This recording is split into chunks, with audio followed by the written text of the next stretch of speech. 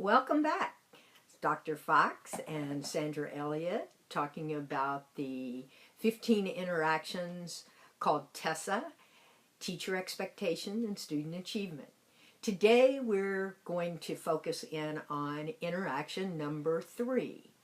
Now, interaction number 3 is called proximity. It's one of both of our favorites, and it's one that gets a lot of rewards for a little bit of effort. So proximity, if you go back to the strands, we've talked about strand A is more calling on students, getting them engaged. Strand B, which we talked about last week, on affirming or correcting responses. That is in strand B, which is feedback. And now we're moving on to strand C, which is personal regards. And as I said earlier, it's about the self-esteem, the interpersonal relationships that you have with your students as well as your students have with one another. So it's an exciting area to work in. Now, what is proximity? Well, in TESA, the original research, it was when you are within 1 arm's length from a student. And in order to do that, when you have a class of 35 students or 25 students or whatever, you would really have a hard time if your rows are very close and you're at the front of the room and to get to the back of the room. So what that means you have to do, and what TESA recommends that you do, is for you to basically either move around your own room, not just across the front or behind your desk, but that you move out into the audience or your students. And there's a number of things that you can take into consideration trying.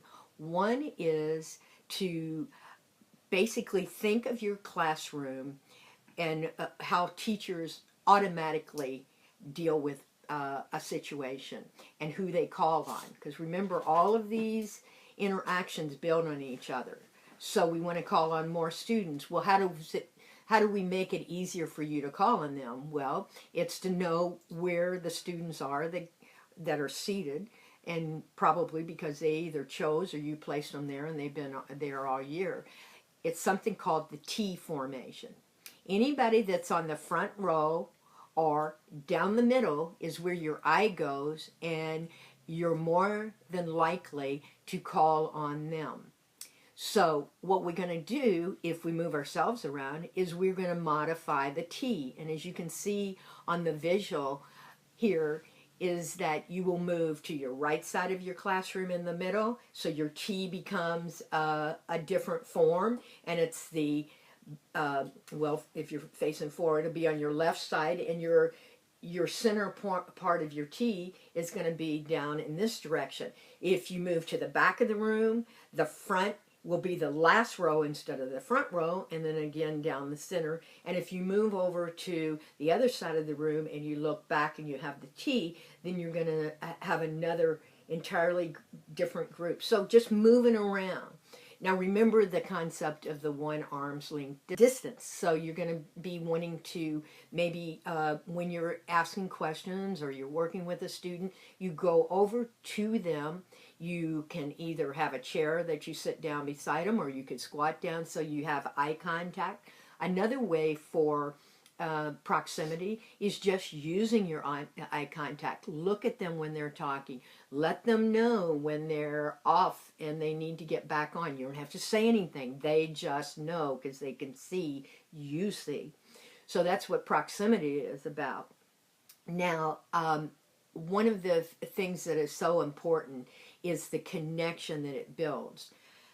But at the same time, once again, there are students that are what they call tactically defensive, meaning they're not used to having anybody in their space, and if someone is in their space, unfortunately, it's to hurt them or to intimidate them. So they are very resistant. And that's why you don't just go up and pat them on the back and, you know, sit down, take their hands. Oh, no, you just do it slowly and with intention and with a smile on your face, and you're basically going to come over and you're there to help them, which will also lead us into the next interaction, which is how do you individually help students that need some additional support and need to know, once again, whether they're on the right track or they need to redirect their intentions and their focus. So on that, I'll see you next week. Again, I'm Sandra Elliott, and I'd like to make a few comments on this third interaction, proximity. And on our website, the Substitute Teacher Handbook, on our homepage, there is a short video that I did about ways to engage. Proximity is a really important one, and it goes along with the ability to face your students. Now, I've been a supervisor at San Francisco State, and I also score the packed videos for student teachers in the area of, at the secondary level for English. And one of the things I've observed is the misuse of proximity. Often I will see student teachers and they become very focused on a specific group and totally unaware of what seems to be going on, or they're not facing their students, and for a rather long period of time they have their backs to their students as they're writing on the board and never looking at them. So a piece that's important with proximity, and Dr. Fox talked about the T formation, or walking as in a square. You're walking the perimeters of the room, and at all times somehow you have your eyes on your students, and therefore you can adjust and gauge your responses. Another piece that's important, and Dr. Fox mentioned it, is that on a cultural level there are some students who are not going to want to make eye contact with you, and that's okay. You're looking, as long as you're aware of their personal space and being respectful, you won't have a problem there.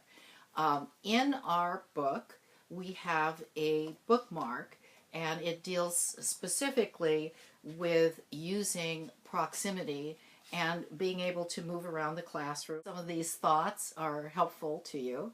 And again, I'm Sandra Elliott.